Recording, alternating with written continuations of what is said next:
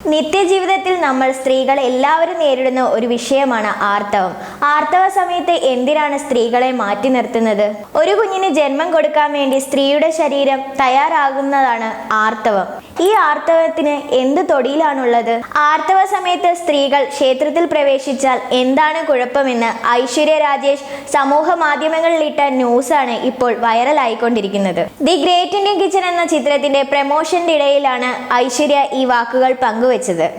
ഐശ്വര്യയുടെ വാക്കുകൾ ഇങ്ങനെയായിരുന്നു: ആർത്തവ സമയത്ത് സ്ത്രീകൾ ക്ഷേത്രത്തിൽ കയറിയാൽ ഒരു ദൈവത്തിനും അസ്വസ്ഥതയുണ്ടാവില്ലെന്നും അതൊക്കെ നമ്മൾ മനുഷ്യർ തന്നെ കൊണ്ടുവന്ന നിയമങ്ങൾ മാത്രമാണെന്നുമാണ് താരം പറഞ്ഞത്.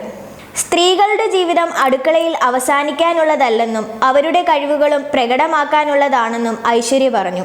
മലയാളത്തിൽ ഇറങ്ങിയ ദി ഗ്രേറ്റ് ഇന്ത്യൻ കിച്ചൺ എന്ന സിനിമ വളരെ പ്രസക്തമായ വിഷയമാണ് പറയുന്നതെന്നും അത് എല്ലാവരും മനസ്സിലാക്കേണ്ട കാര്യമാണെന്നും അതിനാലാണ് ചിത്രം തമിഴിലേക്ക് റീമേക്ക് ചെയ്യുന്നതെന്നും തീരുമാനിച്ചതെന്നാണ് ഐശ്വര്യ പറഞ്ഞത്. ഇതിനെതിരെ നടി ഏറെ വിമർശനങ്ങളും നേരിട്ടുകൊണ്ടിരിക്കുകയാണ്.